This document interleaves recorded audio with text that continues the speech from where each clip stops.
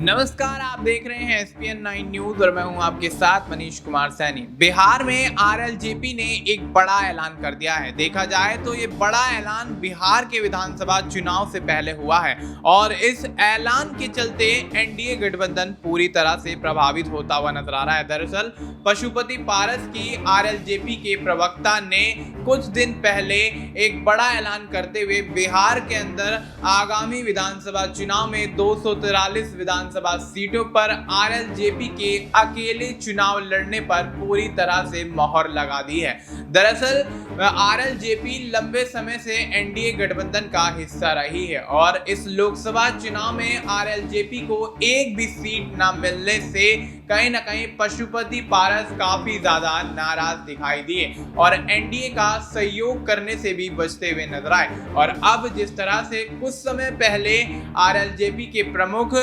पशुपति पारस ने यह ऐलान किया था कि बिहार के अंदर उनकी पार्टी 243 विधानसभा सीटों पर चुनाव लड़ेगी, लेकिन उसके बाद भारतीय जनता पार्टी उनको मनाने की कोशिशें करती हुई नजर आई और देखा गया कि किस तरह से पशुपति पारस दिल्ली में अमित शाह से भी मुलाकात करते हुए नजर आए। लेकिन इन मुलाकातों के चलते या यूं कहें कि पशुपति पारस को मनाने के बावजूद भी अब बात थोड़ी सी बिगड़ती हुई नजर आ रही है, जिससे कहीं ना कहीं एनडीए गठबंधन पर पूरी तरह से सियासी संकट मंडराता हुआ नजर आ रहा है। और पशुपति पारस की पार्टी ने जिस तरह से ऐलान किया है उसके बाद से बिहार के साथ साथ केंद्र की राजनीति तक इसकी गूंज उठती हुई नजर आ रही है। और देखा जाए तो पशुपति पारस के भतीजे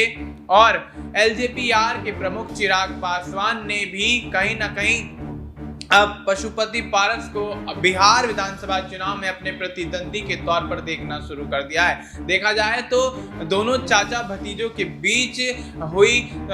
बिगड़ी बातचीत के चलते कहीं ना कहीं दोनों को अलग थलग होना पड़ा और उसके बाद पशुपति पारस ने अपनी पार्टी का गठन कर लिया और पार्टी के गठन के बाद पशुपति पारस एनडीए से भी कहीं ना कहीं किनारा करते हुए नजर आए और इस लोकसभा चुनाव में एक भी सीट न मिलने के बाद पशुपति पारस की पार्टी ने कुछ दिन पहले ये ऐलान कर दिया कि बिहार की सभी सीटों पर वो अकेले चुनाव लड़ेंगे, जिससे बिहार की राजनीति के साथ साथ एनडीए गठबंधन और भारतीय जनता पार्टी काफी ज्यादा हिली हुई नजर आ रही है। और अब देखना यही होगा कि क्या पशुपति पारस एनडीए के लिए एक नई मुसीबत बिहार के विधानसभा चुनाव 2025 में बनते हुए नजर आएंगे। फिलहाल आपको इस मुद्दे पर क्या कुछ लगता है, आप अपनी राय हमें कमेंट करके बता सकते हैं। बाकी देश और दुनिया से जुड़ी तमाम जानकारी के लिए आप देखते रहिए एसपीएन 9 न्यूज।